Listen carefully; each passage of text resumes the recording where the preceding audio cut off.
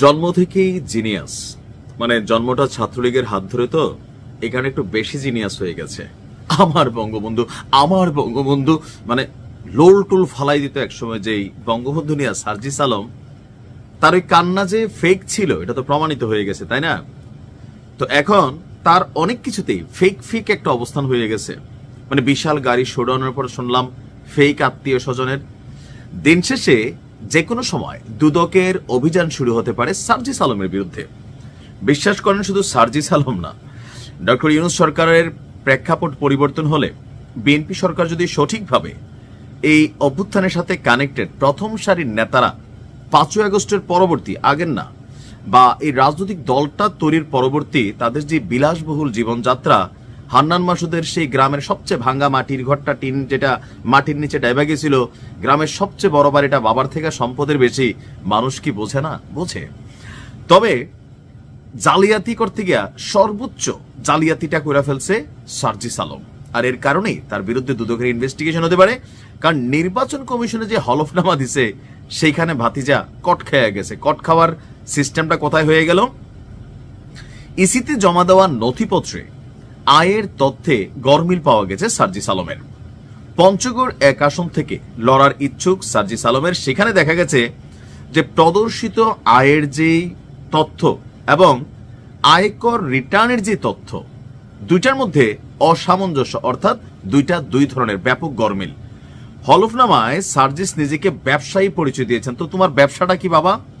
কি তৈরি করো? আমরাও কিনলাম খাইলাম, ফাস্টফুড নাকি অন্য কোনো ব্যবসা? যাই হোক, বার্ষিক ব্যবসায়িক আয় দেখিয়েছে 9 লক্ষ টাকা। 9 লক্ষ টাকা প্রফিট করতে গেলে, আমি নিজেও একজন ব্যবসায়ী, বাংলাদেশে কোটি কোটি টাকা বিনিয়োগ আছে আমার, তো সেখান থেকে ভাই বছর শেষে 9 লাখ টাকা আয় করা, সকল ব্যয়ভার খরচ মিটিয়ে আসলেই কিন্তু কষ্টকর।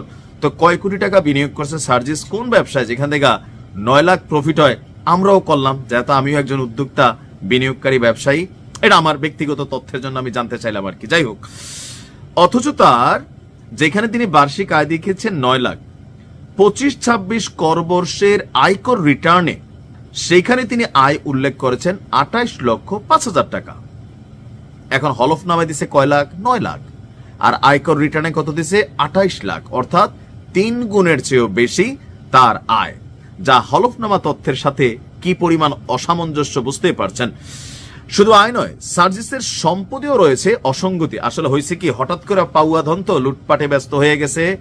বাস্তব ভাই, শুনেন, এখন প্রমাণ যদি আমার জিজ্ঞেস করেন, আমার কাছে আপাতত কোনো প্রমাণ নেই। তবে যাদের কাছে প্রমাণ আছে, ওই যে আওয়ামী লীগের একজন টাকলা মুরাদ ছিল না, আসবি তুই এখন আসবি আগে পিছে, ওই যে মাহির সাথে যে মুরাদ যখন খরচের খাতায় পড়ে গেছে, ঠাস করে তার অনেক কিছু ফাঁস হয়ে গেছে, খেয়াল আছে তো?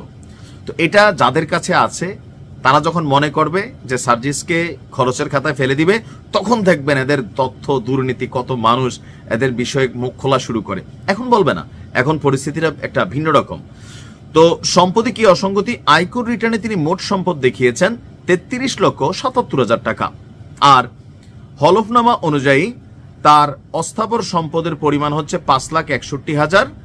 এর মধ্যে নগদ আছে 3,11,000, ব্যাংকে 1 লাখ এবং 1,50,000 টাকার মোবাইল ফোন, ঘরের যে ইলেকট্রনিক আসবাবপত্র, এগুলো আছে।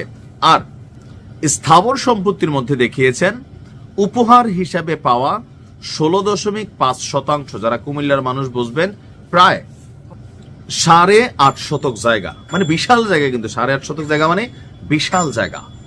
তো সরি, মানে 8.5 গন্ডা। এখন এতগুলা জায়গা উপহার হিসাবে পাইছে, এদেশে পায়। এখন উপহার কি এমনি কেউরে দেয়? আর বাপের সম্পত্তি তো ঠিক মতো বাপ পুতেরা দেয় না, ঠিক মতো খরচ টরচ না করলে। তাইলে এখন হচ্ছে কি, খাওয়ার অনেক রকম পদ্ধতি তৈরি হয়েছে। তো যার বাজার মূল্য হচ্ছে 5 লাখ, অর্থাৎ সে হলফনামায় যেটা দিছে সেখানে তার সম্পদ হচ্ছে 10 লাখ টাকার, কিন্তু রিটার্নে দেখেছে 33 লাখ। আগাগোড়াই ভেজাল এই ছেলেটার। সেই বঙ্গবন্ধু নিয়ে কান্নাতে যে ভেজাল ছিল, সম্পদে ভেজাল, রাজনৈতিক কাজে ভেজাল, কথাবার্তায় ভেজাল। এত ভেজাল দিয়া বুঝি একটা রাজনৈতিক দলের মুখপাত্রের অবস্থানগুলো চলে? মানুষ আসলে বোঝে, তবে কি বুঝে এটা সময় হলে বুঝবে। ভালো থাকুন।